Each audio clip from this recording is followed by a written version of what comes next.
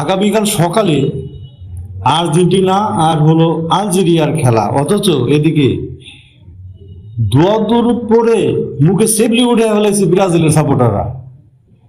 মানে কি একটা অবস্থা!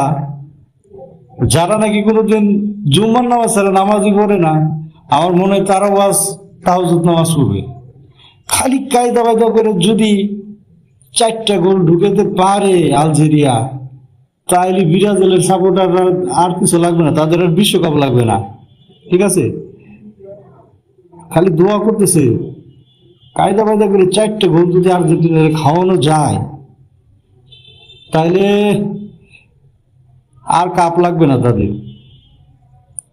আবার আগামীকাল আবার কি বলবে যদি আর্জেন্টিনা জিতে, যে গ্রুপের ভিতরে ওই আলজেরিয়াই হলো সব থেকে নিঃস্ব দল, দুর্বল দল, এই কারণে জিততে পারছে।